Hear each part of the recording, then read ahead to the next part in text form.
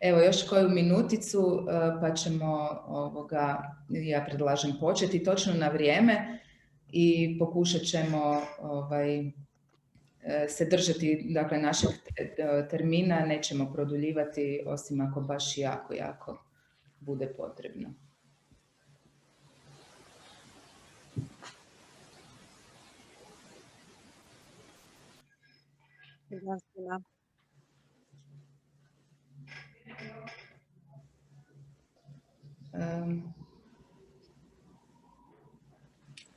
I Boris je s nama. Boris, vidim da si se priključio. Možda svima. Ćao. Dobro se čujemo. Dobro se čujemo. Super. Hvala što ste došli, hvala što ste se priključili svi. Evo 11 sati je, pa ja predlažem da mi lagano krenemo sa našim razgovorom. Ljudi još pristižu, ali ja mislim da kako se budu uključivali da mogu jednostavno slušati gdje smo stali. Ja bih samo za početak, za uvod zahvalila svim našim sugovornicima koji su pristali danas sudjelovati u ovom razgovoru, a naravno zahvaljujem i svim zainteresiranim sudionicima koji su ovdje prvenstveno u funkciji slušatelja. Za sve njih ja predlažem da isključe svakako mikrofone, a po želji i kamere, i da eventualne komentare i pitanja nam upućuju putem chata. Ja ću pratiti chat redovno za vrijeme moderiranja ovog razgovora i svakako ću pročitati sve zanimljive komentare i sva zanimljiva pitanja. Osim ako zaista želite dati doprinos diskusiji, onda se možete uključiti, predlažem dizanjem ruku, i to ću također pratiti. Što se tiče naših današnjih sugovornika i teme, evo naša je namjera da kroz ovu seriju razgovora koje planiramo organizirati na Zoomu pokušamo pojačati dijalog i dati više pozornosti u javnosti i u stručnoj javnosti nekim dokumentima, odnosno temama za koje smatramo da su strateški bitne za Republiku Hrvatsku, a da se o njima dovoljno ne govori. Takva tema je svakako Europski zeleni plan, jer ona putem jedne strategije u stvari definira svu onu politiku promjena koje bi Hrvatska trebala u narednom periodu provoditi kako bi se uskladila sa načelima održivosti, ostvarila ciljeve održivog razvoja, ali isto tako i ostala konkurentna, zadržala mlade ljude u Hrvatskoj, osigurala nekakvu sigurnu budućnost za sve koji ovdje žive i koji tek trebaju ovdje živjeti. Europski zeleni plan je u stvari jedan vrlo kratak dokument od svega 24 stranice koji u stvari je jedan strateški okvir koji predlaže niz izmjena u jako važnim direktivama, strategijama i politikama Europske unije koje bi trebale dovesti do toga da Europa do 2050. bude neutralna u smislu emisija stakleničkih plinova, da bude održiva u smislu proizvodnje i potrošnje, i u tom kontekstu dakle, predlaže izmjene mnogih politika i mjera koje su potrebne da bi se taj cilj ostvario. Što točno to znači? Ja bih prvo zamolila da nam se obrati Tanja Franotović. Tanja je Communication Officer, ne znam kako bismo to preveli na hrvatski, u DG Environment, znači u Općoj upravi za okoliš Europske komisije. Tanja, možete li nam kratko predstaviti ovaj dokument? Da, dobar dan svima. Hvala Mirjana na ovom jako dobrom uvodu. Da, začuđujuće kompaktan dokument za širinu i opseg svih tih politika koje on obuhvaća. Da kad krenemo, kad razmišljamo o europskom planu, moramo reći da je on nastao kao odgovor na zapravo najveće krize globalne s kojima se suočavamo. To su klimatske promjene, gubitak biološke raznolikosti i neodrživo upravljanje resursima. I znači to je strategija rasta, još uvijek govorimo o rastu, ali i razvoja europskog gospodarstva sa modela sa ekonomskog modela koji nije održiv prema modelu koji više ne šteti planetu nego mu daje. Nakon toga, znači u to vrijeme kad je donesen Europski zeleni plan, nije još bilo pandemije, kad je nastupila pandemija, onda je i zeleni plan postao glavna okosnica plana oporavka koji predlaže komisija.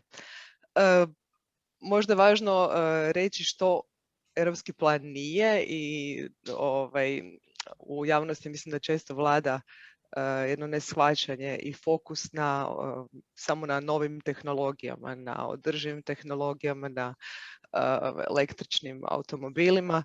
Dakle, europski zeleni plan je puno širi od toga. On zapravo podrazumijeva promjenu načina na koji živimo, na koji proizvodimo, na koji trošimo, kako koristimo resurse i u krajnjoj liniji promjenu načina razmišljanja. Znači jedna široka promjena društvene paradigme. Ta promjena razmišljanja znači da u svakoj odluci zapravo moramo uzeti u obzir ekološku, socijalnu i ekonomsku održivost. Konkretno kad govorimo o samom planu, on obuhvaća cijeli niz europskih politika, od energetike do poljoprivrede, prometa, oporezivanja, financiranja, kružne ekonomije, ribarstva, znači apsolutno sve. Značajka tih politika da su one međusobno povezane i da su sustavne. Znači ne govorimo više o sektorskim rješenjima, nego rješenja koja funkcioniraju na svim planovima. To da kako ne olakšava njihovo donošenje i provedbu, znači pretpostavlja se jedna sustavna koordinacija, međuresorna koordinacija. Sad, što još nisam spomenula. Dakle, govorimo znači o širokom utjecaju na svaki gospodarski sektor, govorimo o održivoj stambenoj infrastrukturi, o ozelenjavanju gradova, sela, o kružnoj ekonomiji, o proizvodima koji se mogu lakše popraviti, koje duže traju, o smanjivanju otpada, o čistom prometu, inovacijama u čistoj tehnologiji, na smanjivanju onečišćenja i obnovi uništenih ekosustava. Znači, apsolutno jedno puno šire područje djelovanja i znači u svim područjima koje nam omogućavaju da pređemo na jednu zdraviju, održiviju, otporniju budućnost. Dakako, sve je to jedna jako lijepa strategija, jedan lijepi popis želja i vrlo dobro znamo da će se pravi uspjeh Europskog zelenog plana mjeriti po tome koliko on uspije potaknuti implementaciju i promjenu u državama članicama, a onda i koliko uspijemo nagovoriti cijeli svijet da krene sa nama. Eto, ukratko. Hvala, Tanja, bit će još prilike da se uključite, da zaista evo, stručnjaci komentiraju da je u biti Europski zeleni plan toliko ambiciozan i da se zapravo radi o jednom eksperimentu koji ako bude uspješan biti će zapravo model koji će se kopirati diljem planete. Sa nama je Romana Jerković. Romana je predstavnica u Europskom parlamentu Republike Hrvatske. Romana je znači osoba koja je na licu mjesta upoznata sa procesom donošenja svih ovih važnih zakona koji slijede, dakle koji su najavljeni kroz Europski zeleni plan. Pa bi zamolila Romanu evo da i ona iz svoje perspektive komentira kako teče taj proces, je li on u skladu sa vremenskim planom, koliko je na njega utjecao dakle COVID, odnosno kriza pandemijska i sve ostalo. Renata, izvolite. Hvala vam lijepo, Mirjana. Hvala na ovoj odličnoj inicijativi i hvala što sam mogla biti dio nje. Rekla bih da za sada, bez obzira na okolnosti u kojima smo se svi skupa našli, a koje nisu nimalo jednostavne, odnose se na pandemiju i korona krizu, ipak se Europski zeleni plan u Europskom parlamentu doživljava kao trenutak i prilika kada se velika kriza može pretvoriti u novu vitalnost. Možda ne postoji apsolutno i 100% suglasnost oko svih detalja Europskog zelenog plana. Tu mislim malo na pučane koji imaju određeni zazor spram toga koliko bi nas to trebalo koštati, da li je pravi trenutak, ali mislim da je pokrenut jedan proces kojem, iskreno se nadam, nema povratka, nema stajanja. Ono što se kao zastupnica Hrvatske u Europskom parlamentu pitam jest a što je s Hrvatskom i na koji način Hrvatska to doživljava. Čini mi se da ako je Europski zeleni plan uopće i ušao u hrvatski medijski javni prostor, da je zapravo ušao na jedan potpuno pogrešan način. Zbog čega? Zato što se Europski zeleni plan doživljava kao jedna obaveza koja nam je nametnuta izvana, koja je preskupa, koja je došla u krivom trenutku, koju je nemoguće ostvariti. Dakle, nažalost, mislim da nema svijesti o tome da Europski zeleni plan postaje u stvari jedan gospodarski mainstream i da je to, kao što smo čuli, temelj za novo društvo. Društvo koje će biti zelenije, pravednije, pametnije, digitalno, klimatski neutralno, održivije. Hvala Romana.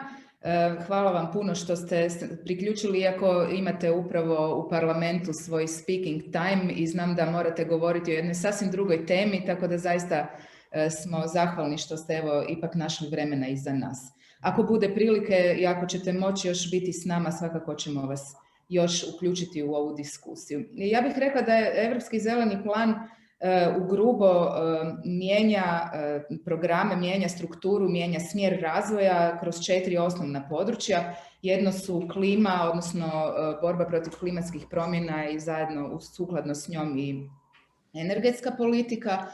Druga velika tema koju ovaj plan otvorio je područje financiranja, dakle uvodi se vrlo ambiciozno održivo financiranje. Treće područje je industrija, odnosno industrijska politika i četvrto, ne manje važno, ali kod nas gotovo uopće ne spominjano, a to je pravedna tranzicija, odnosno ono što se na engleskom kaže leaving no one behind. Pa bi ja voljela da kratko prođemo kroz sva ova 4 područja. Prvo, koje je možda i najaktualnije, je pitanje klime. Dakle, u procesu je u proceduri je zakon o klimi. Zanima me koje su ključne mjere dekarbonizacije koje se predlažu, gdje je tu Republika Hrvatska, što će biti sa cijenom ugljika, hoće li se širiti sustav ETS-a, što ćemo sa curenjem ugljika. Dakle, sve su to neke teme koje ovaj plan zapravo otvara. Pa evo bih zamolila da prvo to prokomentira profesor Neven Dujić. Neven Dujić je profesor na katedri za energetiku Fakulteta za strojarstva i brodogradnje Sveučilišta u Zagrebu. Neven, evo izvoli. Hvala. Kad je Europska unija donijela 2008. plan klimatsko-energetski, onda smo mi koji se bavimo tim područjem smatrali da je to vrlo radikalan plan. Međutim, taj plan je 2020. više manje uspješno postignut. Ono što je sada novi plan i ne izgleda tako radikalno na prvi pogled, barem sa pozicije energetike. Zašto je to tako? Zato što su cijene novih tehnologija postale kompetitivne i nema tehnoekonomskih prepreka implementaciji toga plana. Postoje one socioekonomske, sociopolitičke, ali to je druga stvar. Šta je taj plan? 55% smanjenje emisija stakleničkih plinova na neto bazi do 2030. 32% obnovljivih u bruto potrošnji i 32,5% smanjenje potrošnje energije, odnosno povećanja energetske efikasnosti. Kako ćemo to postići? Treba ići naravno prvo na low hanging fruit, dakle voće koje je nisko, koje lagano dohvaćamo. Sektor proizvodnje električne energije je najlakše za dekarbonizirati. Ugljen možemo praktično sutra u većini zemalja izbaciti iz elektroenergetskog sustava i ništa se neće dogoditi, jer već sad postoji daleko više kapaciteta nego što nam treba. Tu naravno postoje otpori i to se rješava sa pravednom tranzicijom. Postoji veliki broj radnih mjesta vezanih na ugljeni sektor, ali više manje je dogovor da do 2030. taj sektor treba potpuno zatvoriti.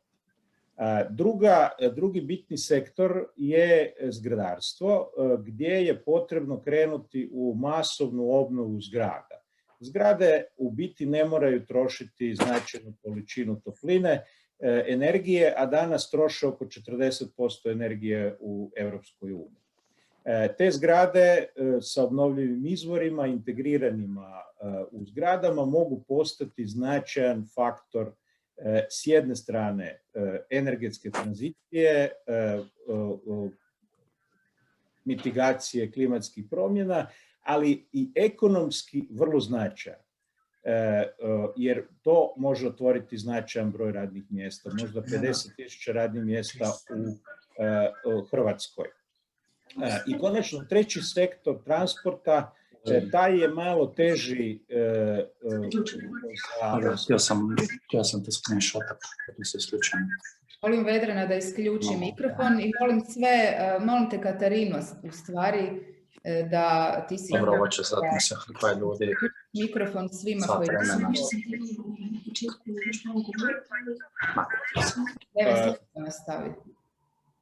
Evo, transport je možda teži za riješiti jer on ovisi o automobilskoj industriji koja je u Europi dosta značajan izvozni sektor i tu je bilo najviše otpora u Europi. Međutim, jedan Južnoafrikanac koji se naselio u Kaliforniji je riješio taj problem tako da je ubio tu industriju sa Teslom, autom električnim, koji je u biti u svega neke 5-6 godina potpuno promijenio sektor i danas sva ta automobilska industrija koja se do jučer opirala tranziciji je počela izbacivati van električne aute i rapidno idemo sada, krenula je i tranzicija u transport. Dakle, to su tri glavne. Zaista tako, oprosti što te prekidam, jer jako puno ima kontrakomentara u smislu da proizvodnja baterija sama po sebi je jako energetski intenzivna, da su te baterije vrlo, dakle, problematičan otpad i da zapravo električni automobili nisu toliko bolji od fosilnih koliko se prikazuje. Je li to tako? To je bazirano na studiji Njemačkog ekonomskog instituta koji je očigledno zastupao interese njemačke automobilske industrije. Može se pronaći situacija u kojoj to donekle stoji, ako recimo je električna energija iz ugljena u zemlji, onda je uticaj električnih auta relativno velik na okoliš. Međutim, kako rapidno prelazimo na obnovljive izvore, tako taj problem nestaje i on će do 2030. potpuno nestati jer ćemo do 2030. obnovljive izvore energije. S druge strane, baterije su jedan značajan utjecaj na okoliš, ali treba također to gledati dinamično. Znači, kako se postepeno energetski sustavi prebacuju na obnovljive dekarbonizirane energente, tako i proizvodnja baterija postaje sve više ekološka. Znači, ako gledamo u ovom trenutku, da, postoje zemlje u kojima električni auti nisu bolji od ovih klasičnih, međutim, to je u Europi vrlo mali broj zemalja, bazično Poljska, ali s druge strane do 2030. će sasvim sigurno električni auti biti svagdje puno bolji. I još jedna bitna stvar, električne aute možemo u potpunosti dekarbonizirati, a klasične automobile na motor s unutrašnjim izgaranjem možemo samo malo još popraviti. Dobro, i daj mi još me zanima jedna stvar. Hrvatska je zapravo ostvarila ciljeve obnovljivih izvora energije za ovaj period, uglavnom putem hidroelektrana, kojih imamo u relativno velikom broju, zahvaljujući naravno investicijama iz bivšeg sustava. Koliko je to opravdano i koliko zapravo smo na neki način sa time što smo imali u nasljeđu jednu tako bogatu proizvodnju na obnovljivi način propustili na vrijeme početi ulagati u druge oblike obnovljivih izvora? Korištenje hidroenergije i korištenje biomase na jedan tradicionalan, ne možda najodrživiji način su glavni energenti zbog kojih Hrvatska ima relativno visoki udio obnovljivih. Međutim, vjetar je tu sad već prilično značajan također, 10% električne energije dolazi iz vjetra. Činjenica je da nas je to što smo obnovljivi uspavalo, ali nije Hrvatska jako loša ako se pogledaju rezultati.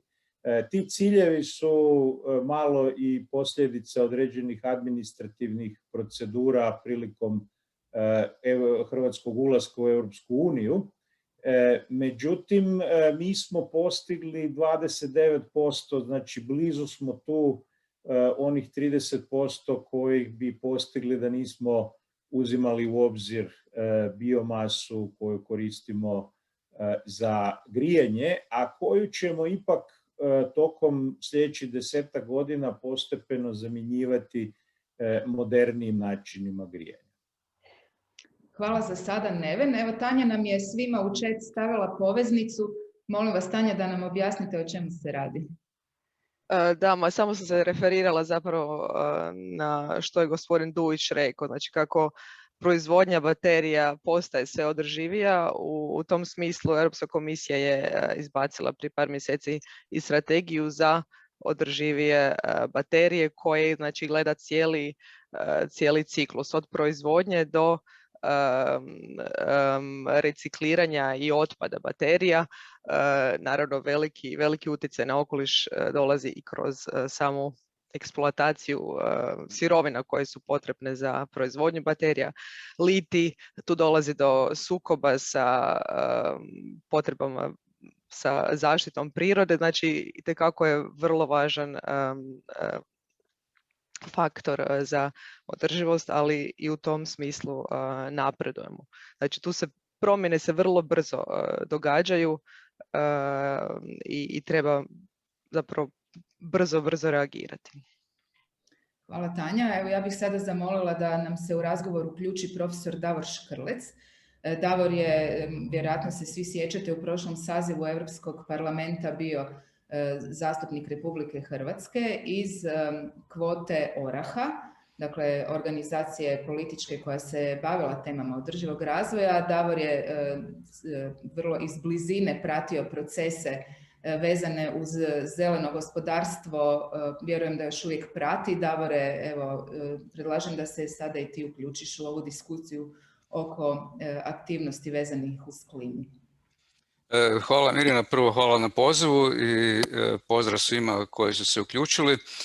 Dakle, uz nas koji zapravo razgovaramo i oni koji nas slušaju, i nadam se da će i oni se moći aktivno uključiti. Dakle, ono što bi ja nekako recimo započeo svoje misli ovdje da kroz ciljeve, znači, koje je sad postavio Europski zeleni dogovor, dakle za ovih 55%, dakle to smo zeleni u Europskom parlamentu tražili već, znači, 2015. odnosno 2016. godine kada je krenulo sa cijelim, znači, paketom, znači, energetske unije i zapravo klimatskim ciljevima Europske unije u to vrijeme.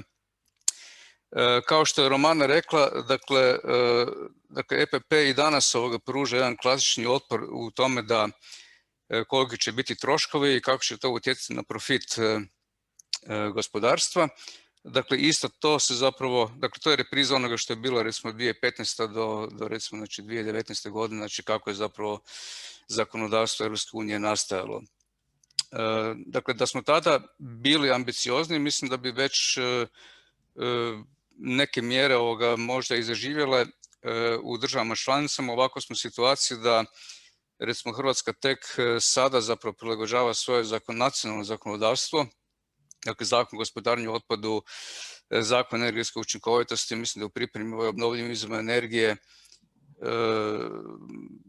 onda što je bilo, još su bili neki zakonodavni postupci u zadnjih par mjeseci. Dakle, vidimo da se radi zapravo o nekih 2,5 znači godine od kada je zapravo to zakonodavstvo objavljeno u službenom listu, znači promjena izmjena direktiva. Dakle, mi čekamo zapravo zadnji trenutak da napravimo tu transpoziciju, znači europskog zakonodavstva u nacionalno, i efekti, znači stvarno implementacije se mogu vidjeti tek za 2-3 godine, a nama već sad slijedi novi ciljevi do 2030. Dakle, pretpostavljam da sve ono što mi imamo na papiru kroz naše strateške dokumente u nekim ciljevima i postocima predstavlja zapravo opet, ja bih rekao, još veći popis želja nego što je Tanja rekla u ovom Europskom zelenom dogovoru, znači što je komisija predložila.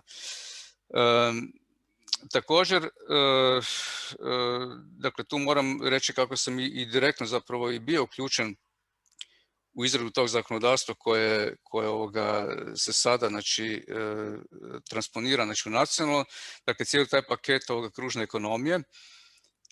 Ja namjerno zovem kružna ekonomija, a ne kružno gospodarstvo, jer ako bismo, i to sam pokušavao objasniti i u tih proteklih 5 godina, da je ekonomija puno širi pojam zbog toga što obuhvaća i one društvene promjene. Dakle, ne samo da se gospodarstvo treba promijeniti, nego se treba promijeniti i onaj sektor, znači, koji zapravo troši, odnosno koji su potrošači, odnosno kupci, ili kroz usluge ili kroz nekakvu robu.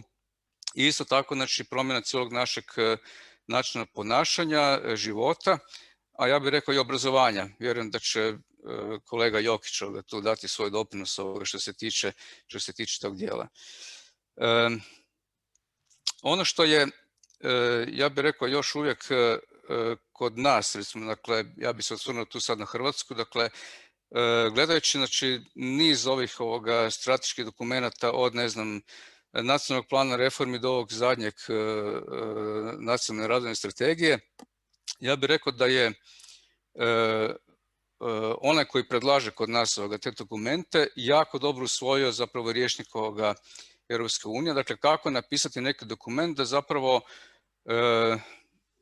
ako ga neko u Briselu čita, da kaže oni su zbilja dobro shvatili što bi trebali napraviti u cijelom tom postupku. Međutim, niti u jednom tom dokumentu, ajde, recimo da čak i postoji u nekima i neka poveznica prema onim ciljevima održivog razvoja Ujedinjenih naroda.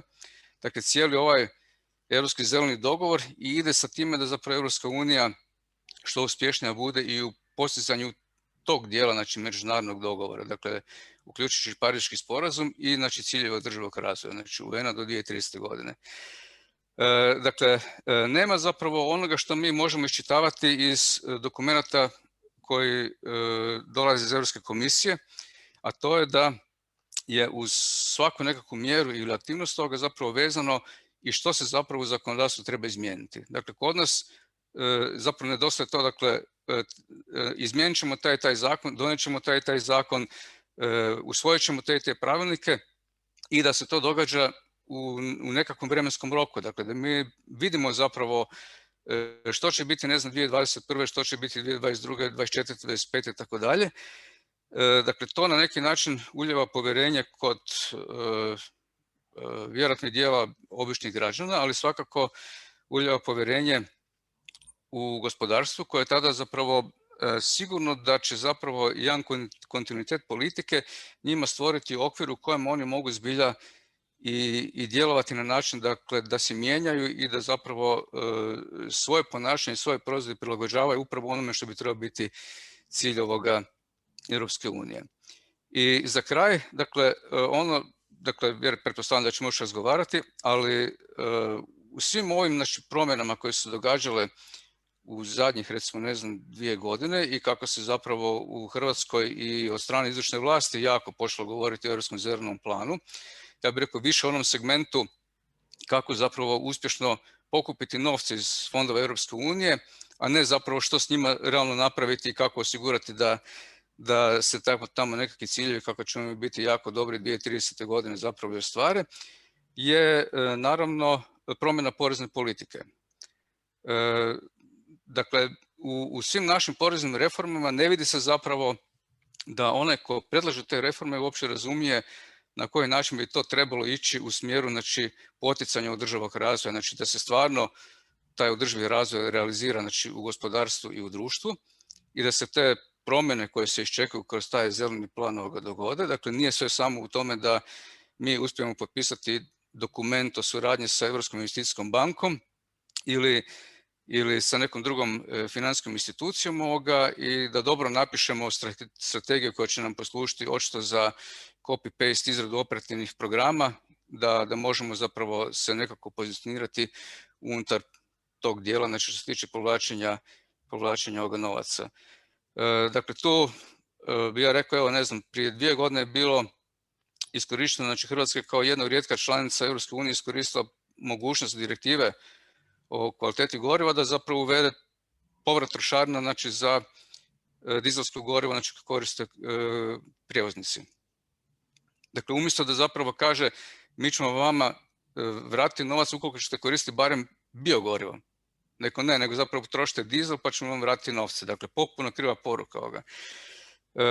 Sada kad je komisija predlagala održivo financiranje, Hrvatska je bila opet među 8 zemalja koje su bile protiv toga jer zapravo plin nije uključen kao tranzicijsko gorivo. Dakle, mi još uvijek vidimo da oni koji donose odluke zapravo ne shvaćaju što je zapravo Europski zeleni plan.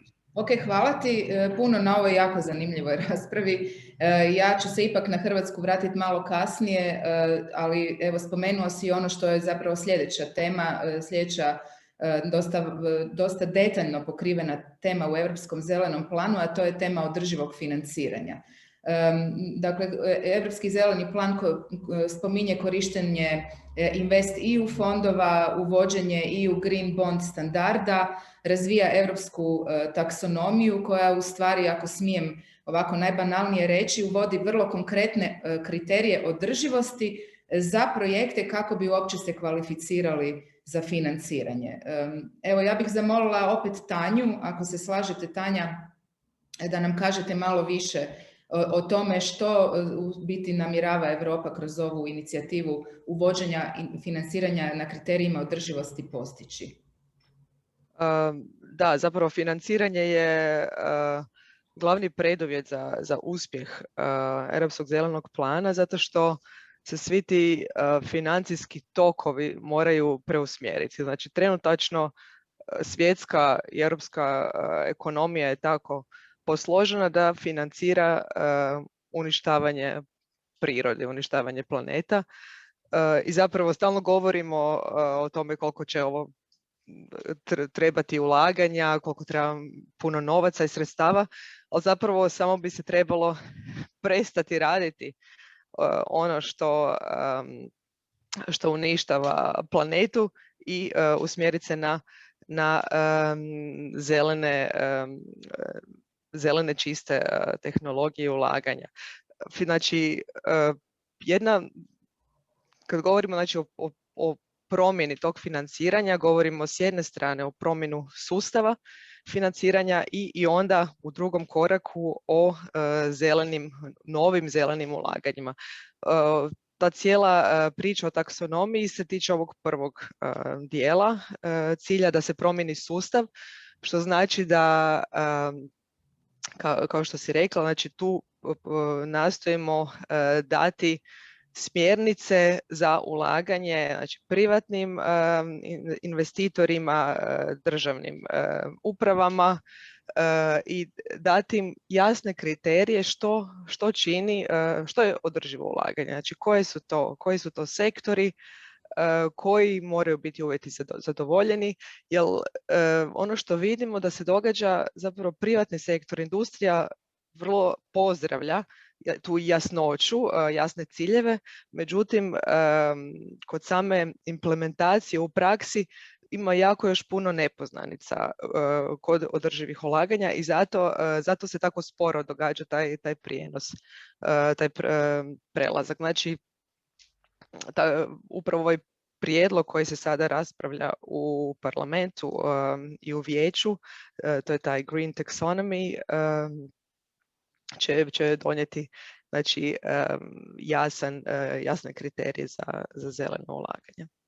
Da, čini se da ni zapravo taj financijski sektor ne razumije da je uvođenje kriterija održivosti u stvari i oblik upravljanja rizicima, jer na taj način se izbjegava investiranje u neke zastarjele tehnologije, neke tehnologije koje su na rubu zapravo zabrane, ajmo to tako reći. Mislim, sjećamo da smo prije nekoliko godina, zapravo za vrijeme jedne od bivših vlada, imali jako veliku raspravu oko uvođenja novog bloka, dakle elektrane na ugljen, i da koliko je zapravo ta inicijativa bila snažna i kako smo joj se na kraju jedva oduprijeli, a vidimo da sada, s obzirom da je ugljen očito mrtav globalno, da bismo imali dosta velikih problema da je taj projekt realiziran. Ja bih dala riječ kolegici profesorici Kristini Afrić-Rakitovac. Kristina je profesorica na Ekonomskom fakultetu Jure Dobrila Sveučilišta u Puli.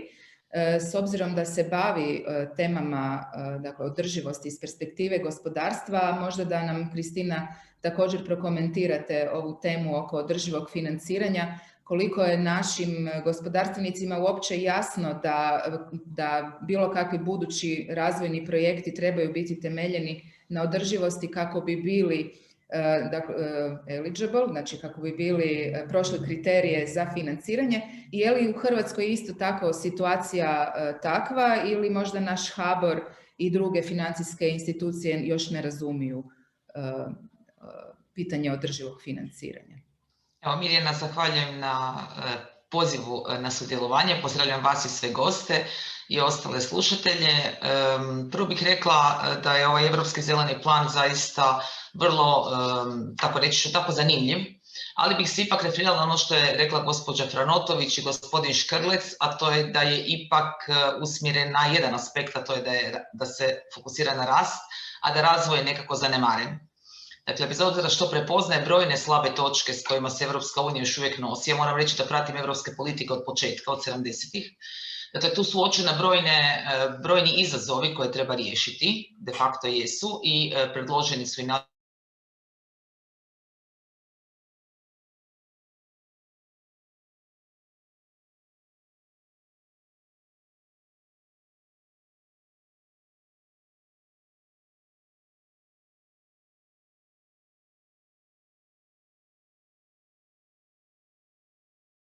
o tome govori, premalo smo od realizacije. Što se tiče financijskih, rekla bih tako, inicijativa, moram reći da održive financije nisu novina. Dakle, još program za okoliš UN-a, onaj je osnovao financijsku inicijativu negdje sredinom 90-ih, dakle dosta brzo nakon sastanka skupa o zemlji u Rio de Janeiro. Postoje brojne inicijative, ali mislim da se stvari ipak presporo mijenjaju. Kad govorimo o situaciji u Hrvatskoj, sjećam se do okruglog stola kojeg ste vodila, Mirjana, kada su vas pitali koliko je u Hrvatskoj uopće društveno odgovornih tvrtki. To je bilo nedavno, pred 2 mjeseca, čini mi se. Ako se dobro sjećam, rekla ste da negdje 200, ali možda stvarno aktivnih je 100-tinjak. Dakle, u tom smislu mislim da i ovaj financijski aspekt poslovanja se još uvijek gleda isključivo kroz ekonomske kriterije. Ne znam, kad pogledam izvješća o nefinancijskom izvješćivanju, a svi znamo da su ona obvezna u Europi za 6.000 tvrtki, u Hrvatskoj za 80-ak, zapravo sama činjenica da elementi koji bi trebali biti obuhvaćeni nisu propisani, dakle postoje preporuke, ali nisu propisani govori zapravo da ne pristupamo jako ozbiljno ovoj temi. I mislim da financijske institucije onda samo slijede taj niz. Danas je teško reći da oni ne razumiju rizik. Mislim da su sigurni čelnici takvih institucija, uprave financijskih institucija, da itekako je veći rizik koliko financirate projekte koji su ekološki, rekla bih tako, manje održivi, ali još uvijek se gleda kratkoročno. Dakle, gleda se na one ishode koje ćemo ostvariti danas, ove godine, u vrlo kratkom roku, a dugoročni učinci su i dalje premalo prisutni. Ja bih se samo referirala, ako smijem, dosta detalja sam si tu izvukla iz zelenog plana, ali recimo jedan detalj vezano za energetsku učinkovitost koja se dosta spominje kroz zeleni plan i sigurno je vrlo značajno postići što višu razinu energetske učinkovitosti i u zgradarstvu i u ostalim nekakvim područjima. Međutim, ono što mene uvijek brine, i o tome sam više puta govorila javno i sa čelnicima Fonda za zaštitu okoliša i energetsku učinkovitost, je kako postižemo energetsku učinkovitost. Dakle, je li zaista cilj samo postići malu potrošnju energije ili nam je cilj da zdravstveni učinci zapravo takve tranzicije budu jednako dobri?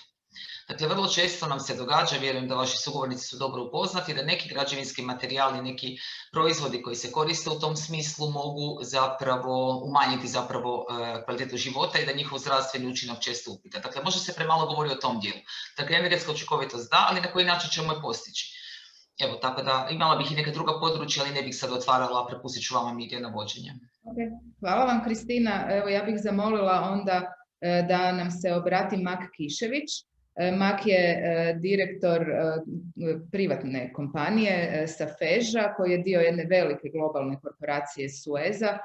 Ova kompanija se uglavnom bavi okolišnim projektima u Hrvatskoj, tako da je Mak vrlo dobar govornik za ovu narednu temu, a to je tema industrijske politike koju uvodi Europski zeleni plan, koja obuhvaća čitav niz inicijativa, dakle i kružno gospodarstvo ili kružnu ekonomiju, kako nas je Davor zamolio da je zovemo, temu energetske učinkovitosti koju je Kristina otvorila, ali isto tako i istraživanje i razvoj, dakle uvođenje inovacija, odnosno ono što bih ja rekla što mi jako često pokušavamo iskomunicirati kada objašnjavamo kompanijama beneficije od korporativne održivosti ili društveno odgovornog poslovanja, a to je u stvari taj proaktivni način kontinuiranog traženja boljih rješenja koja imaju pozitivnije nefinancijske utjecaje u cijelosti, a tu kad govorimo o nefinancijskim utjecajima mislimo i na okolišne, ali istovremeno i na društvene, gdje treba pokušati postići tu ravnotežu, što zaista nekada nije jednostavno. No međutim, znači, ključno je izaći iz te pasive i reći ja sam se uskladio sa svim standardima, ja sam ok, i krenuti u taj jedan proaktivni istraživački potencijal gdje se zapravo otključavaju kapaciteti gospodarstva koji su u stvari jedini koji nas mogu izvući iz trenutne krize, jer jedino privatni sektor ima dovoljno sredstava i dovoljno ljudskih resursa koji mogu u stvari pronaći nova rješenja kako bismo postigli standarde od kojih se od nas očekuju. Mak Kišević. Hvala ti, Mirjana, na ovako dobrom uvodu. Ja mislim da se dotaknula upravo ono što ja smatram isto najvažnijim na kraju, a to su ultimativno ljudski resursi. Ne? I to bi se složio, možda je danas malo nepopularno s obzirom na globalnu krizu koja je pred nama, ali sa američkim ekonomistom Julianom Simonom, koji je rekao da u principu krajnji i ultimativni ljudski resurs je kreativnost. Ne?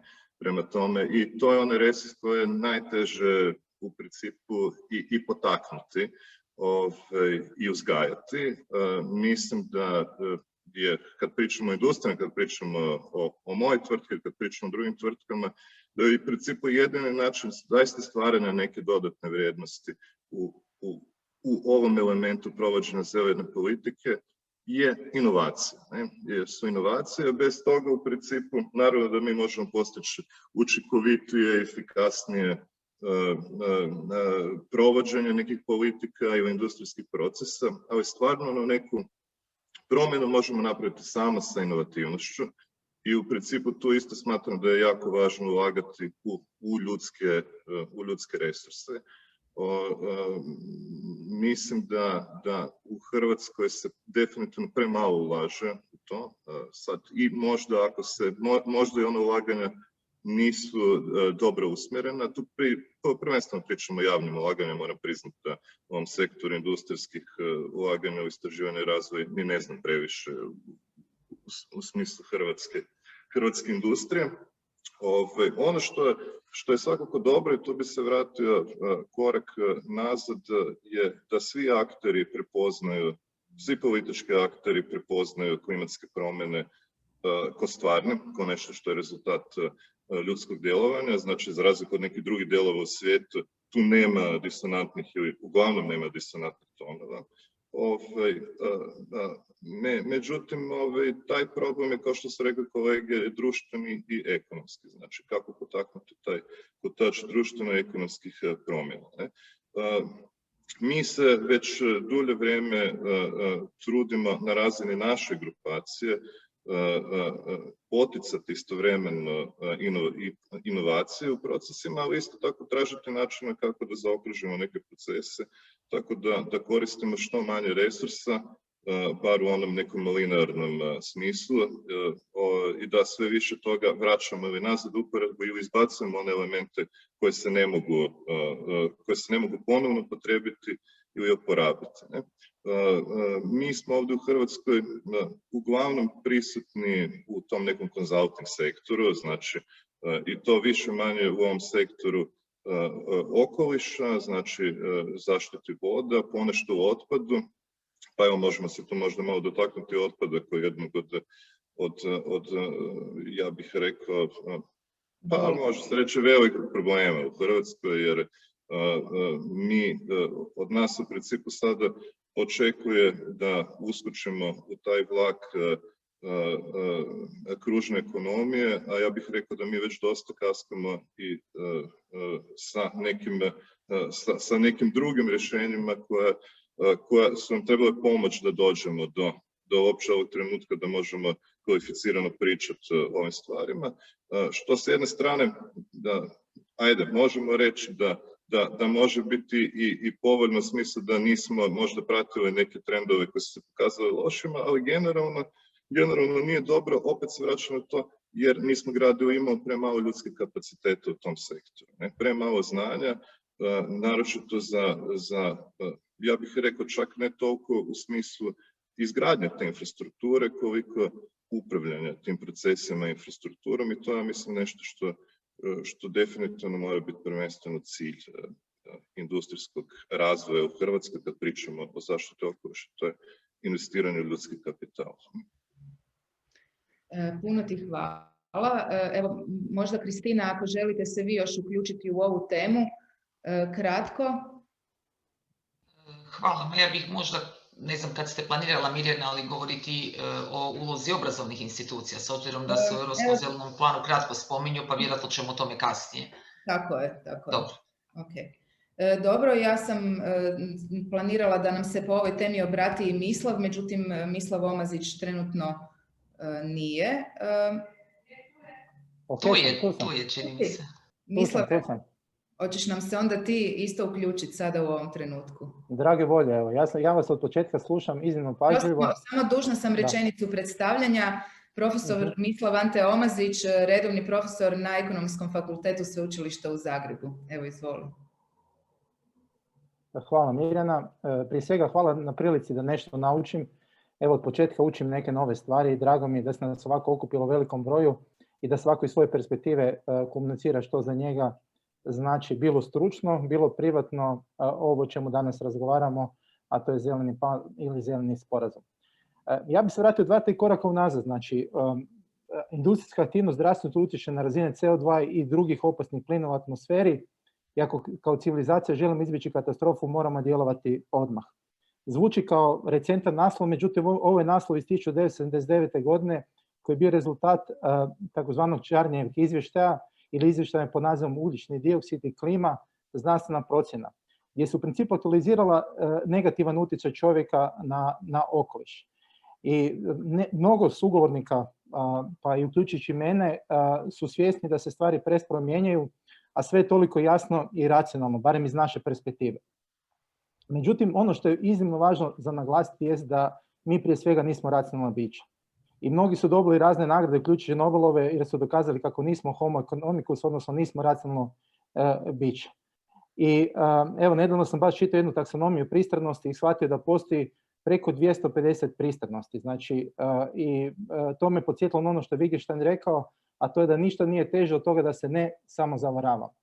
Činjenica je da se promjene u društvu ne događaju po inerciji, nego uvijek po intenciji. I kako bismo se mijenjali, odnosno bili kreativni, moramo izaći iz zone sigurnosti ili komfortne zone, a tu uglavnom nismo spremni.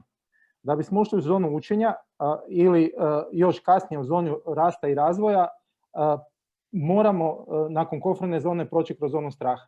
I po meni je sasvim normalno i prirodno da mnoge stvari o kojima ovdje pričamo, a u krajnjem slučaju zato je zeleni plan možda najsloženiji dokument koji je Europska unija isproducirala na svega 20 stranica, zato što je to i njegova svrha i smisao.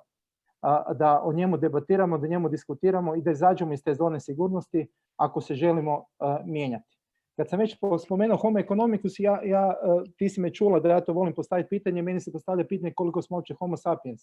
Jesmo li uopće umna bića kad uništavamo jedni planet za kojeg znamo na kojem možemo postojati. I onda pada u vodu bilo kakva racionalnost, bilo kakva rasprava o racionalnosti, a pogotovo ako se fokusiramo, a često to zna biti, na zakonodavni okvir. Jer zakonodavni okvir ništa nije drugo nego po svojoj prirodi nešto što je reaktivno. Znači, ljudi prepoznaju neke uglavnom negativne fenomene u društvu i žele ih spriječiti da se one u budućnosti ponavljaju. Znači, tu nema vizije, tu nema inspiracije, tu nema svega onog što ljude čini ljudima. Kako se promjene događaju? Pa promjene se prije svega događaju i kaže se da je prvi korak upravo iz te perspektive racionalnog čovjeka stvaranje osjećaja hitnosti. I mi često podcijenimo složenost procesa promjena i onda kroz to spontano kreiramo platformu za neuspjeh. Ti kad sam naslala ona pitanja, prvo pitanje je bila uloga medija. I meni je drago da je Boris s nama, s veseljem pratim sve njegove emisije, da ne kažem da uživam u njima, pogotovo kad spominje našu kastu, jer mislim da akademska zajednica, odnosno akademski svijet, apsolutno nema onu ulogu koju bi morao imati. A ta uloga je puno hrabrija ako ništa drugo. Znači, mišljenja sam da jednostavno kako bi se stvari promijenile, mi moramo djelovati. Moramo djelovati u nadi da upravo ta kreativnost u nekim ključnim trenucima će nam pomoći da iznađemo prave odgovore. Jer previše čekajući, odnosno oslanjajući se na neka inkrementalna rješenja, bojim se da nećemo na vrijeme reagirati, a činjenice i znanstveni dokazi pokazuju da to što smo ignorirali stvari od 79. do danas nije rezultiralo s ničim pozitivnim.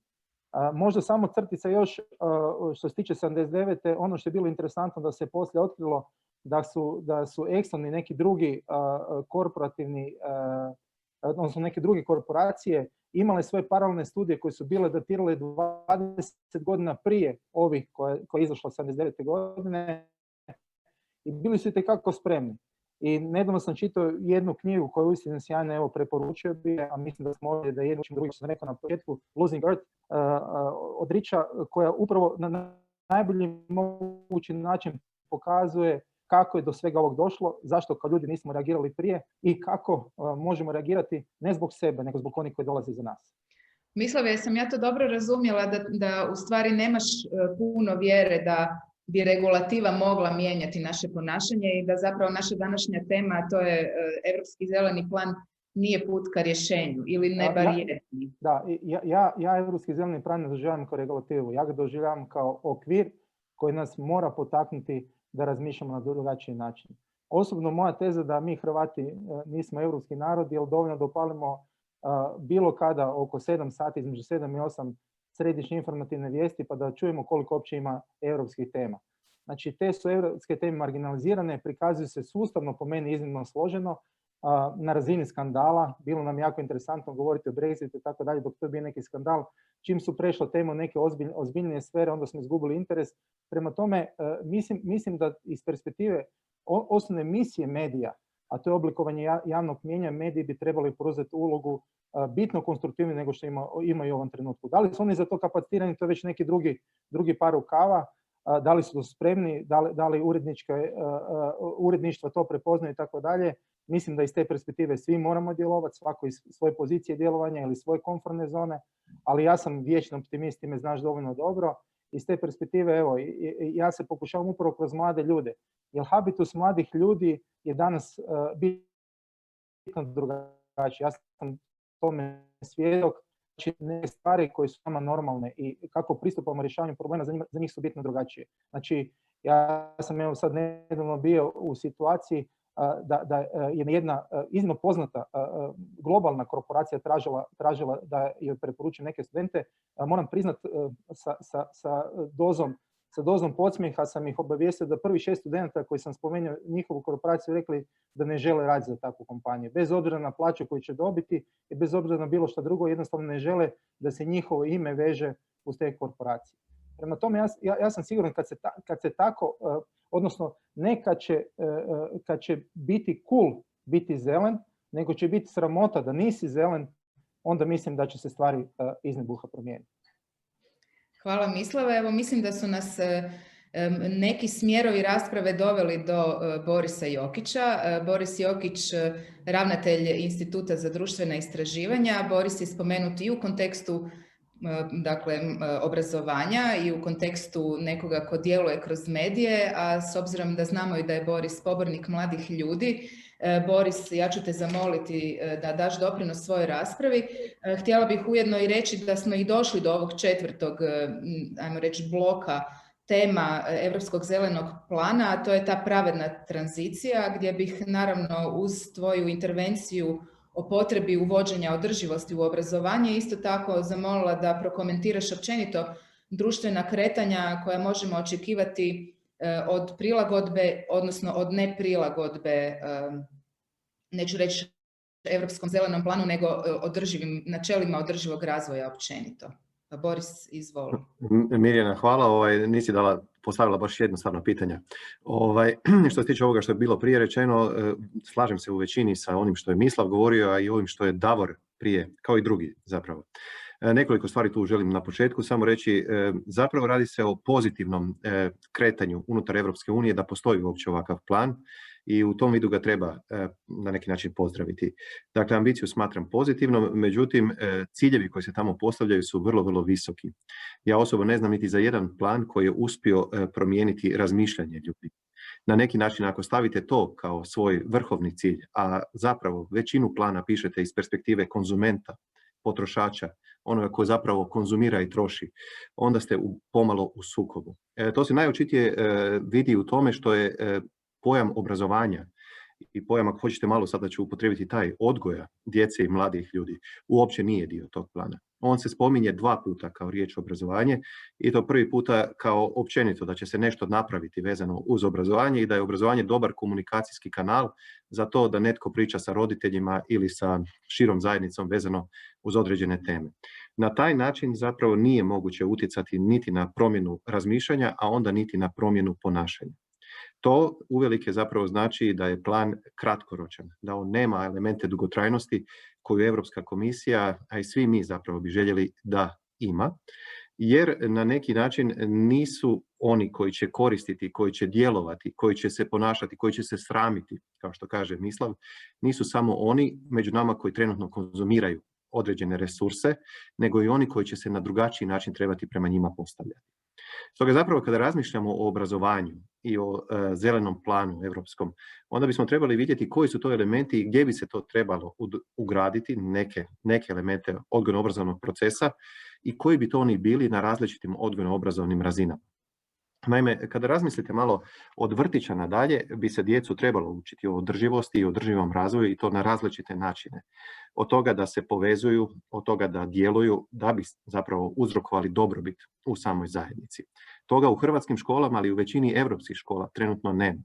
Kada razmišljamo o višim obrazovnim razinama, poput strukovnog obrazovanja, itekako je važno, kao što je kolega Kišović rekao, itekako je važno razviti kreativne i inovativne pojedince koji će onda svojim izumima, kao što je Neven rekao, u Silicijskoj dolini napraviti nekakav tehnološki ili društveni pomak. Međutim, vrlo je važno da o održivosti zna i domar u školi, da zna i domar u kompaniji, da zna i buduća čistačica koja troši određene resurse. Da ti elementi budu ugrađeni u sve elemente, u sve dijelove zapravo odgojno-obrazovnog sustava, u sve kvalifikacijske programe, u sve elemente kontinuiranog, dakle cjeloživotnog obrazovanja, onih koji se prekvalificiraju, dokvalificiraju. Sve to uvelike nedostaje. Ja, Tanja, i znam razlog zašto nedostaje. 2 su razloga. Prvi je taj da je ovakav plan moguće ostvariti samo uz visoku koordinaciju različitih dijelova, bilo kakvog birokratskog ili upravnog aparata. Drugi element je zapravo što su odgojno-obrazovni sustavi zemalja članica prepušteni zapravo nacionalnim politikama. U tom vidu ovaj plan je zapravo faličan, on je nedostatan. Zato što se svima, baš kao što je Davor govorio, da se, znate, neko kaže da će napraviti nešto pa onda to iskoristi na drugi način ili plin napravi ovakvim ili onakvim, tako i sa obrazovanjem. Ako naime ne prepustite to lokalnim šerifima ovdje da drmaju različite stvari u obrazovanju, malo je vjerojatno da će se oni sjetiti da bi, znate, u obrazovanju, kao što sam rekao, i računalnih tehničara, i frizera, i ne znam koga, ali i gimnazijalaca, biti teme, biti sadržaj, biti ishodi koji su vezani uz održivi razvoj. Kada malo pogledate u tom sustavu, ako želite promijeniti razmišljanje dugoročno, dakle ja govorim ovdje o 30-godišnjoj perspektivi ili 20- 40-godišnjoj perspektivi, onda taj odgojno-obrazovni sustav zapravo u potpunosti odgovara načinu razmišljanja većine ljudi ovdje. On je takav da bi zapravo trebao poticati suradnju među mladim ljudima, da ljudi surađuju. Jer ako nisu solidarni, onda održivosti nikako nema. Znate, ako ja gledam samo svoj partikularni interes, ako kompanija, korporacija ili obrtnik gleda svoj interes, a ne solidaran interes zajednice, onda zapravo održivosti nema. Drugi element koji treba krasiti vrijednost te sustave jest vezan uz to da se u sustavu potiče odgovornost. Odgovornost mladi ljudi za svoje ponašanje, ali i za odgovornost za život zajednice. Ona počinje u tom razredu, u toj vrtićkoj skupini, kako god da se zove, a završava na radnom mjestu, dakle u kompaniji i djelovanju kompanije ili vlasti na cjelokupnu zajednicu. Tu su i ovi elementi o koji su već i spomenuti, a koje ne mogu dovoljno naglasiti, a to je da bi sustavi odgoja i obrazovanja od vrtića nadalje do fakulteta, do Kristine i Mislava koji obrazuju buduće stručnjake na visokoškolskoj razini i Davora, da bi oni trebali biti takvi da su procesi kreativni i inovativni, da potiču te elemente. Kada biste imali takav sustav odgoja i obrazovanja, onda biste eventualno imali šansu ostvariti promjenu razmišljanja, pa onda i promjenu ponašanja. Ovako zapravo smo i dalje na kratkoročnim ciljevima, na kratkoročnosti kao perspektivi, koja može biti legitimna i važna je. I važno je da postoji, i važna je hitnost o kojoj se govorila, ali ona zapravo neće osigurati dugoročnost. Ja znam da su dijelovi ovoga o čemu govorim dio zelene tranzicije kao šireg plana. Međutim, u tom elementu pak nedostaje konkretnost koja će prisiliti kogoda je ministar obrazovanja i kogoda je premijer Republike Hrvatske da napravi nešto vezano uz održivost u školi. Jer ovako kako to ispada, a da se koristim opet školskim rječnikom, naime to ispada kao neka, i sad ću upotrijebiti tu nezgodnu riječ, neki će reći i prostu, ali dobro, to ispada kao namjeravani kurikulum. To je nešto što mi namjeravamo, znate. Izvedbeni kurikulum u zemljama članica je nešto sasvim drugo. Doživljeni kurikulum, ono što mi kao ljudi zapravo radimo, je nešto u potpunosti treće. A ja se bojim da zapravo oni koji upravljaju ovim procesima, da imaju skriveni kurikulum. Kada malo o tome tako razmislite, onda zapravo da učinite izvedbeni kurikulum što bolji, morate imati aparatus koji je dugotrajan, koji se zasniva na svim elementima onoga što je društvo i što može osigurati promjenu u društvu. I da završim na pozitivnoj noti, jer tako i vidimo ovu stvar. Hrvatska u tome ne zaostaje. Naime, u cjelovitoj kurikularnoj reformi je izrađen po prvi puta u bilo kojoj europskoj zemlji, znači u bilo kojoj europskoj zemlji, je izrađen kurikulum međupredmetne teme održivi razvoj. To je jedini novi element u toj reformi, o tome se malo zna, jedini novi element u toj reformi jest, dakle, kurikulum održivog razvoja. I to od predškole do kraja srednjoškolskog obrazovanja. On, pazite, je konceptualiziran kroz 3 elementa, a to je povezivanje, djelovanje i dobrobit, kao rezultat povezivanja i djelovanja. U njemu su razrađeni vrlo jasna očekivanja od djece od predškole, kao što sam rekao, do kraja srednje škole, vezano uz ovo o čemu zapravo zeleni plan i govori. Pa stoga u onoj aleji gdje se jedino, to je za vas Tanja, u aleji gdje se jedino pretpostavlja to da će se nešto napraviti vezano uz obrazovanje u tom zelenom planu, pa se kaže da će se napraviti kompetencijski okvir koji je vezan za ovo. Možete im reći da jedna zemlja jest to napravila, da je iskazala kao namjeru, ali dalje nije izvela kao ono što treba napraviti. Pa stoga ako im treba pomoći, ima pomoć iz Hrvatske kao dio zelenog plana koji ugrađujemo, osim Davora i svih drugih koji su se trudili i trude se i dalje, da možemo pomoći i u tom dijelu. Jer to već imamo, ali nažalost ne izvodimo kao što će vjerojatno biti i sa zelenim planom. Hvala Boris, evo, zahvaljujem ti za sada. Iako si mi ostao dužan prokomentirati društvene promjene, odnosno tu socijalnu komponentu plana, ali evo, ja sam baš zapravo htjela braniti Europski zeleni plan iz perspektive segmenta obrazovanja, ali evo daću Tanji riječ s obzirom da mislim da želi komentirati. Mislim, nema tu posebne obrane, to isto nije moje uže područje djelovanja. Mislim, nama je to kristalno jasno da sve kreće od odgoja i obrazovanja, ako govorimo o bilo kakvim sustavnim promjenama razmišljanja i ponašanja. Boris je rekao, obrazovanje nije u kompetenciji Europske unije i tu Europska unija više ima kao neku diplomatsku ulogu, soft skills, preporuke, ali ne može ponuditi nikakav konkretan okvir ili prisiliti znači, ministarstva država članica da rade. Mislim, ima dosta pozitivnih primjera. Mislim da je Italija da je pokrenula isto kurikulum za održivi razvoj, ali i dalje je to sve vrlo u počecima i nedostatno. Mislim, Tanja, ovo samo da se nadvežem i na ovo što je Mislav bio govorio. Naime, današnje generacije su uvelike drugačije, mislim nisu drugačije, specifične kao i svaka druga, i naša i naše ovdje. Međutim, jedna stvar ide u prilog svemu ovome. Za njih jest goruće pitanje u Hrvatskoj pitanje klimatskih promjena. I kada pitate, jer mi to istražujemo, znači njihove interese, njihove želje, njihove problematiku, jedino zapravo pitanje koje je društveno, a koje njih zanima, jest pitanje održivosti i klimatskih promjena. I to jest s jedne strane utješno, ali ja se bojim da taj potencijal koji postoji za promjenu, da on ne bude na neki način potrošen opet od strane politike na neprimjeren način. A Mirjana, samo da se dotaknem, da ne ostane neodgovoreno. Baš kao i sa drugim stvarima koje se mogu činiti kao equalizeri, kao oni koji ujednačuju, s njima treba biti isto vrlo oprezan. Baš kao i sa digitalnom tehnologijom. Digitalna tehnologija ima tu mogućnost, ima to i čak obećanje u sebi ugrađeno, da bi ona mogla umanjiti razlike među ljudima. Međutim, neadekvatan pristup tehnologiji i nejednak pristup tehnologiji i nejednak pristup različitim alatima zapravo može učiniti jaz između društvenih skupina po različitom elementu još veći. Tako da zapravo kao i kod digitalnog, taj use of digital technology češće zapravo uzrokuje digital divide nego što uzrokuje zbližavanje, pa bi trebalo biti vrlo pažljiv da se zeleno i zeleni plan zapravo ne pretvori u to da se razlike još više povećaju. Hvala Boris, samo kratak komentar. Mirjana, mogu se ubaciti na sekundu? Izvoli. Evo, htio bih samo prokomentirati ovo o čem su Tanja i Boris razgovarali. Općenito planove dijelimo na kratkoročne, srednjoročne i dugoročne. I ovaj plan, zeleni europski plan, se doživljava kao dugoročni. Međutim, on bi trebao biti drugoročni, ne dugoročni. Treba biti drugoročni, ako se već igramo s riječima, a drugoročni ne može biti bez obrazovne komponente. Znači, moramo shvatiti da kod civilizacije, ako govorimo o tom digitalnom, da smo upravo zanemarili ova 3 elementa koje Boris spominje. Mislim da su ona ključna. I ako je uistinu funkcija obrazovanja da priprema mlade ljude na ono što ih čeka sutra, onda bi ih trebalo fundamentalno pripremati upravo na taj neki sustav vrednota koji želimo poticati, a ne na neke, kao što često vlada zabluda ili stigma obrazovnog sustava da ih ne pripremamo za radna mjesta, što je nemoguće. Mislim, i to je po meni suludi koncept.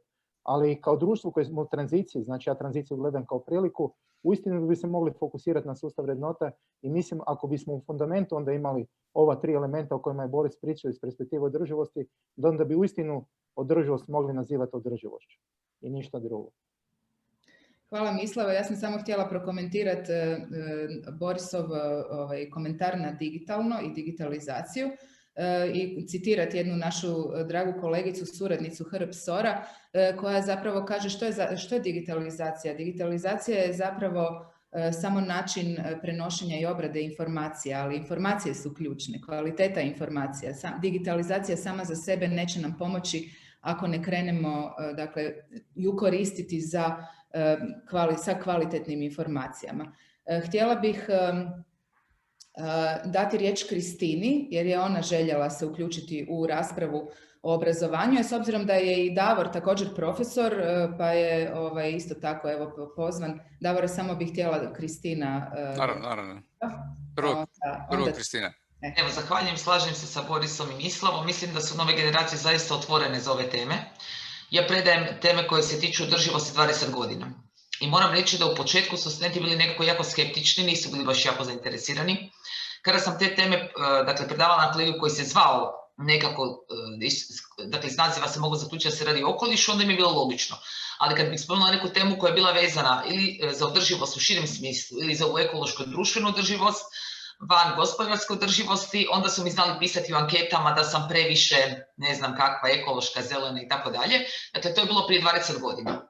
Danas, naravno da to činim još puno više nego što sam to činila tada kroz najrazličitije kolege koje predajem i to na različitim razinama, diplomsko, prediplomsko, doktorsko, onda vidim zapravo da postoji jedna velika promjena u generacijama. Dakle, danas, vjerovatno i zbog medija i zbog vremena u kojem žive, mladi su vrlo otvoreni za ove teme. I samo bih rekla da se ne radi samo o klimatskim promjenama. Mislim da su ovdje teme puno dublje. Problemi su puno dublji i zbog toga i ovaj Europski zeleni plan, iako u podnaslovu stoje klimatske promjene, ali odmah ispod stoji zero pollution. Što znači zapravo da klimatske promjene su dio problema, ali mi zapravo smo suočeni sa vremenom, kako je govorio Mislav, u kojem zaista u pitanje dolazi na život. Dakle, dolazi u pitanje život buduće generacije i to ne generacije za 300 godina, nego naše djece, naših unuka. Mi vodimo zelenu knjižnicu, imamo projekt na našem sveučilištu u kojoj smo imali već 110 događanja za 10 godina, razne goste iz cijele Hrvatske o različitim temama koje se tiču održivosti i moram reći da smo doznali puno toga. Neću sad govoriti, ali neke teme su jako nezgodne, baš govoreći o europskom kontekstu. Recimo, kvaliteta pitke vode s aspekta utjecaja hormona koja se nalaze u vodi, kemikalije, kemijski toksični proizvodi koji nam se nalaze na policama, koji zapravo sadrže neke sastojke koji su upitni i brojni drugi problemi s kojima smo još uvijek suočeni kao društvo. Tako da kod mladih vidim jednu spremnost, jednu veliku otvorenost. I to ne samo prema ovim temama okolišne održivosti, nego i prema temama društvene održivosti. To bih isto tako rekla. Imamo jedan kolegi novi, zove se društvene inovacije i poduzetništvo i vidim da su studenti, iako je to kolege koji dolaze na 5. godini, dakle oni su već velikim dijelom, rekla bih tako, usmjereni prema profitnom sektoru i ne razmišljaju previše o društvenoj ekonomiji, ali kad im se otvore ta vrata, onda su, moram reći, vrlo otvoreni, promišljati i na taj način. Dakle, staviti se u poziciju i oni koji su akteri te društvene ekonomije ili biti oni koji će jednog dana surađivati sa nekim partnerima koji djeluju unutar sektora. Dakle, želim reći stvarno da mladi jesu otvoreni, ali je moja briga više povezana s tim koliko nastavnika ih vodi u tom smjeru. Ja znam da je Mislav jako aktivan, za Boris ne znam gdje predaje, vjerovatno je aktivan na institucija visokog obrazovanja, ispričavam se na mom neznanju i vjerujem da ima još nastavnika u akademskim institucijama koje se bave promicanjem ovih tema, ali ih nema puno. Ja kad god analiziram kurikulume i ekonomskih fakulteta i drugih, vidim da ovih tema ima.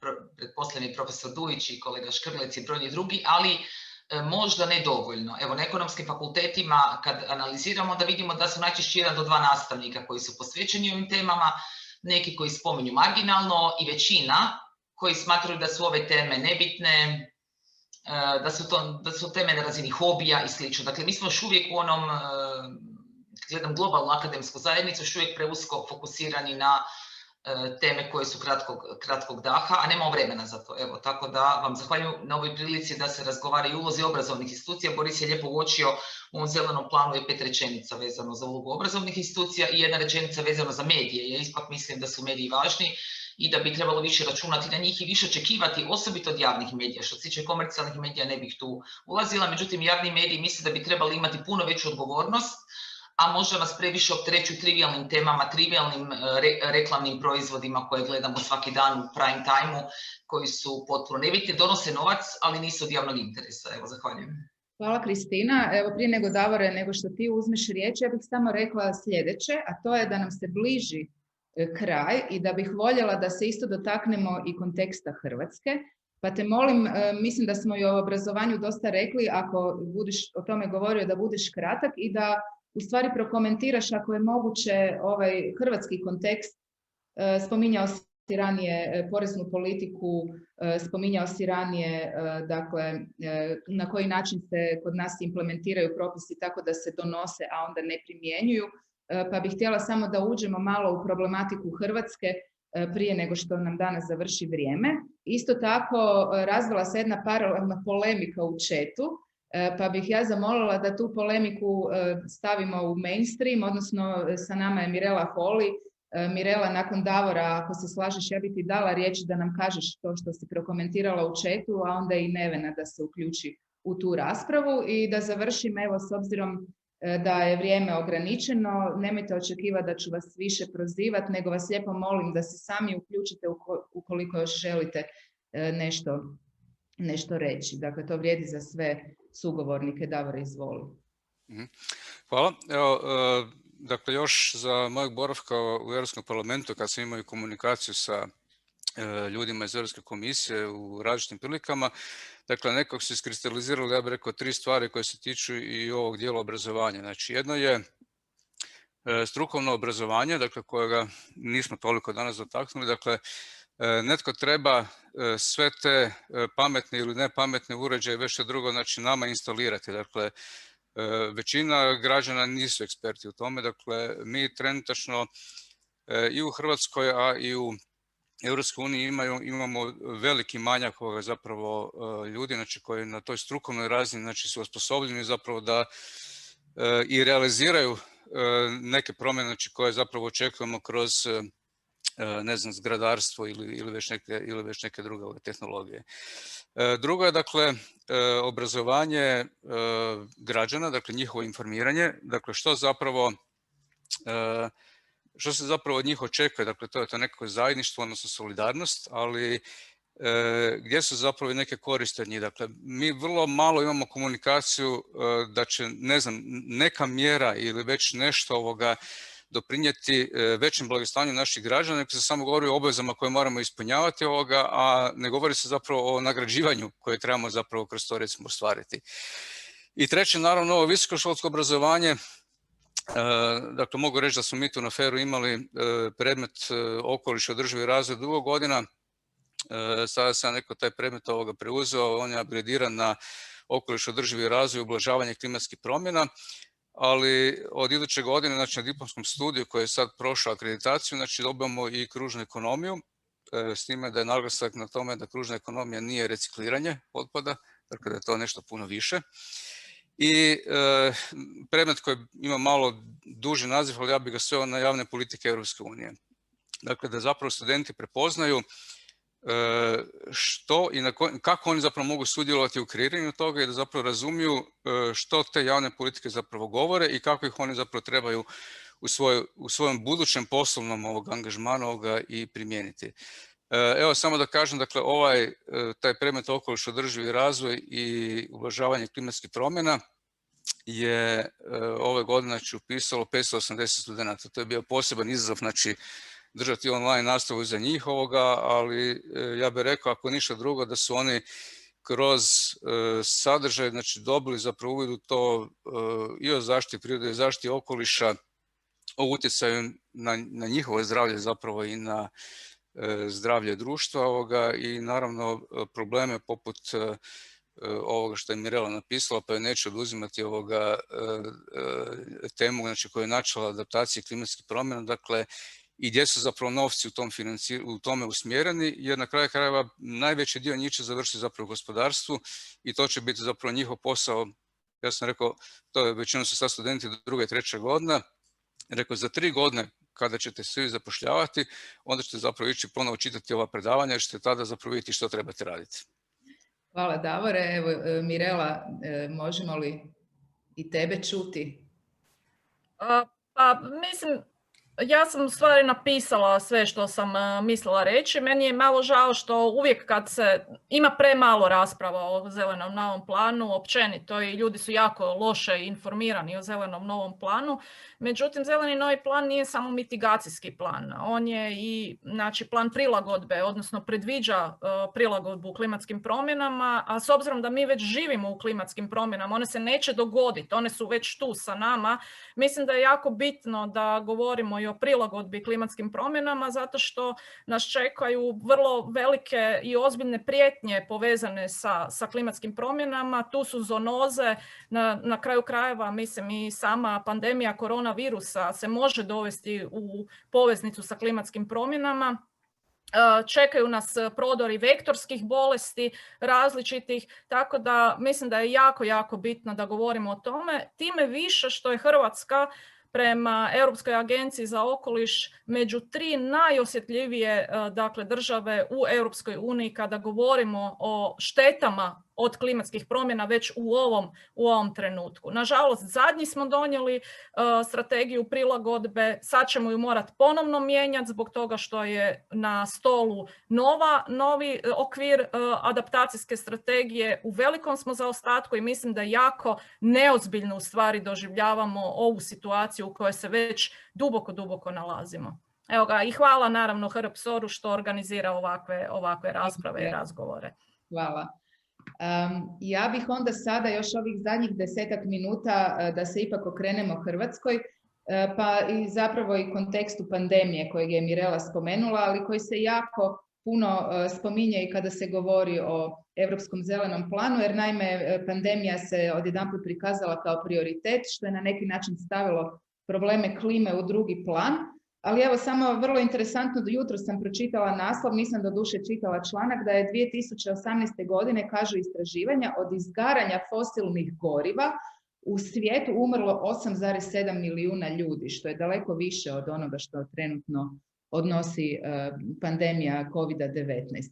Pa u tom kontekstu mene zanima sljedeće, dakle i mnogo istraživača koji komentiraju, naših stručnjaka koji komentiraju Europski zeleni plan se slažu da je zapravo ključni moment njegove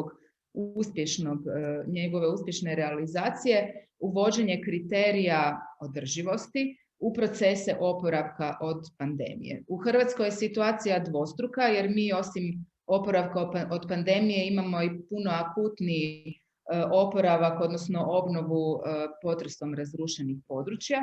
Koliko možemo očekivati da će se u Hrvatskoj te investicije raditi na kriterijima zelenog gospodarstva, ako to tako smijem reći, vidimo li sada, jer dakle, nekakve aktivnosti se događaju, vidimo li sada da su kriteriji zelenoga uopće na dnevnom redu u ovom procesu priprema obnove dakle, oštećenih područja. I naravno, slobodno se uključite svi. Neven, ti si isto nešto komentirao na Mirelin komentar, pa evo slobodno uzmite riječ. Hvala. Evo, ako mogu samo kratko oko adaptacije. Trošak adaptacije je jako veliki i on u stvari jako dobro ukazuje na to da još moramo brže krenuti na mitigaciju.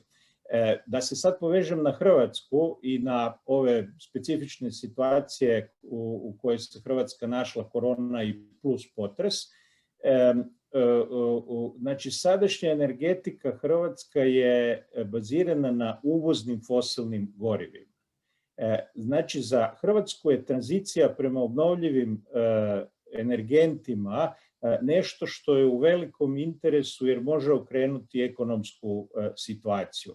Fosilna goriva su skuplja od obnovljivih, a kad ih uvozimo, onda u stvari stvaramo dodanu vrijednost u drugim zemljama, a ne kod nas.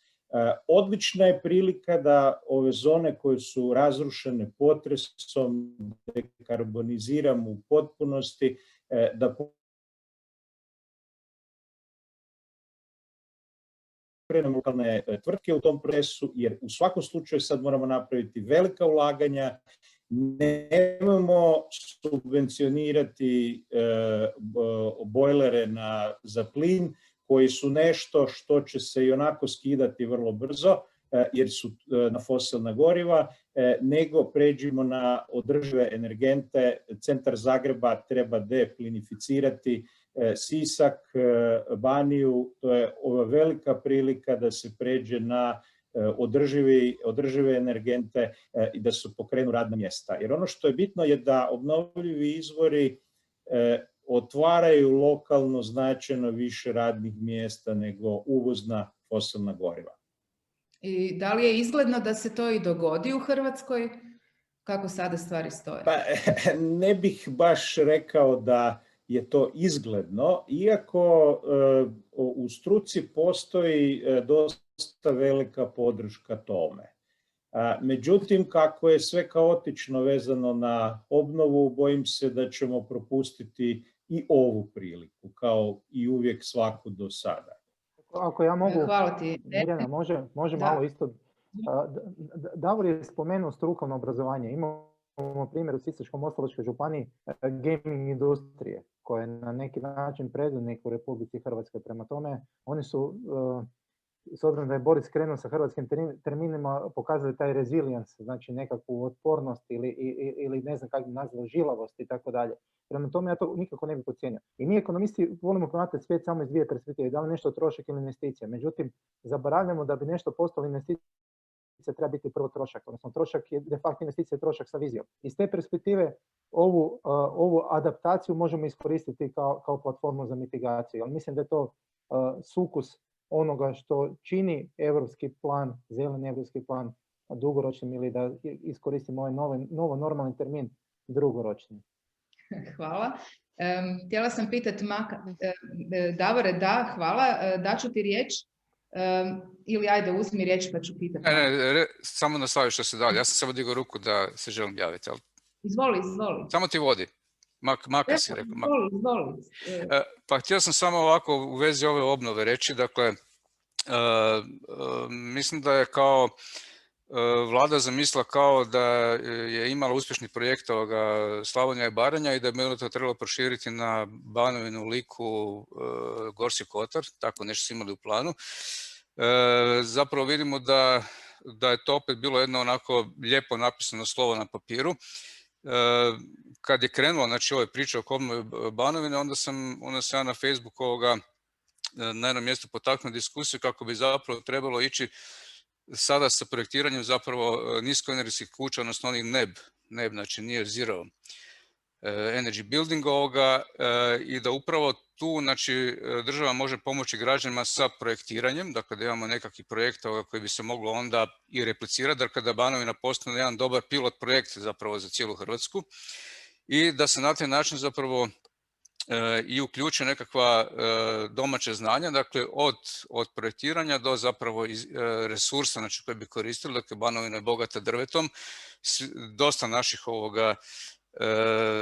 dosta naših tih krajeva koji su zapravo demografski uništeni su upravo bogati znači šumskom masom i da drvo kao građevni materijal definitivno treba zaživjeti Međutim, ja ne vidim da se zapravo nešto po tom pitanju uopće događa kada se govori o obnovi, a drvo kao građevni materijal je zapravo najbolji način akumulacije CO2. Dakle, to je ono što se zapravo očekuje od građevinskog sektora u budućnosti Tako da ne znam na koji način ga zapravo pokušati, možda se još može nešto spasti da se počne o tome javno govoriti i pisati pisma znači određenim ljudima koji donose odluke, da počnu razmatrati upravo taj način znači angažiranja, to su zeleni poslovi, znači angažiranja svih razina znači znanja od struke do visokog obrazovanja, da se zapravo stvori jedan takav model koji bi mogli replicirati.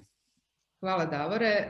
Dakle, taj Bauhaus, novi Bauhaus je jedna od politika Europskog zelenog plana. Nažalost, nemamo vremena ulaziti u detalje. Htjela bih iskoristiti priliku i zahvaliti Matiji Hlebaru i Višnjici Makijedo koji su se uključili u chatu u raspravu o održivom financiranju. Također tema koje se više ne stignemo vratiti, pa bih samo napomenula da ćemo nakon ovog, ajmo reći, uvodne rasprave o Europskom zelenom planu pokušati organizirati seriju rasprava o temama koje su se danas otvarale, a koje čine integrativni dio zelenog plana, tako da ćemo i nadam se imati više prilike razgovarati i o građevinskom sektoru, odnosno zelenoj gradnji i o održivom financiranju i tako dalje. A za sam kraj sam još htjela, samo da spomenemo jednu meni jako bolnu temu i htjela sam pitati Maka Kiševića ako mi može pomoći da ju prokomentiramo, a to je u biti elementi ciljeva održivog razvoja u našoj nacionalnoj razvojnoj strategiji. Mak, pitam tebe zato što smo surađivali na strategiji održivog razvoja u vrijeme kada je i ova strategija bila u izradi, kada su nas uvjeravali da će nacionalna razvojna strategija biti temeljena na ciljevima održivog razvoja, no međutim, evo, veliko razočaranje. Mirjana, ja mislim da ti definitivno bolje znaš nego ja o toj samoj strategiji, s obzirom da sam ja bio manje operativno uključen u to, ali mislim da svakako ono što vredi komentirati je način na koji je to sve skupa rađeno. Sama si spomenula da postoji paralelni proces izrade nacionalne razvojne strategije i strategije održivog razvoja, što